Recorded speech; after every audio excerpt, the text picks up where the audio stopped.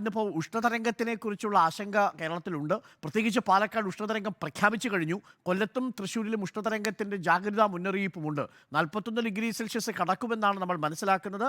1952 ശേഷമുള്ള ഏറ്റവും വലിയ ഹീറ്റ് വേവിനാണ് കേരളം ഇപ്പോൾ സാക്ഷ്യം വഹിക്കുന്നത്. പുറത്തിറങ്ങുമ്പോൾ വെള്ളം എന്തായാലും കരുതിയിരിക്കണം അല്ലേ?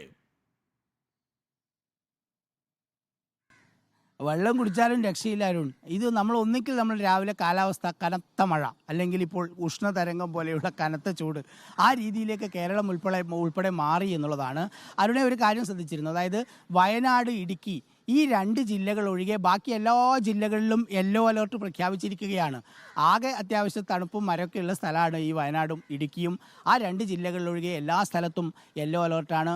കേരളം ഒരു വലിയ ഒരു കാലാവസ്ഥാ വ്യതിയാനത്തിലേക്ക് പോകുന്നു എന്ന സൂചനയാണ്. മഴയുള്ളപ്പോൾ സമീപകാലത്തൊന്നുമില്ലാത്ത രീതിയിൽ കനത്ത മഴയിലേക്ക്, പ്രളയത്തിലേക്ക് ഉൾപ്പെടെ പോകുന്നു. വേനലാകുന്ന സമയത്ത് സമീപകാലം പൊള്ളുന്ന രീതിയിലേക്ക് കാര്യങ്ങൾ മാറുന്നു. തീർച്ചയായും അപകട സൂചന തന്നെയാണ്. എന്തൊക്കെ മാറ്റം വരുത്തണം നമ്മുടെ ജീവിതത്തിൽ എന്നത് സംബന്ധിച്ച് ജനങ്ങൾ ഉൾപ്പെടെ ഒരു അവലോകനം നടത്തേണ്ട സമയമായി കഴിഞ്ഞു എന്നുള്ളതാണ്. ഇനിയും അങ്ങനെ നമ്മൾ മുന്നോട്ട് പോയില്ലെങ്കിൽ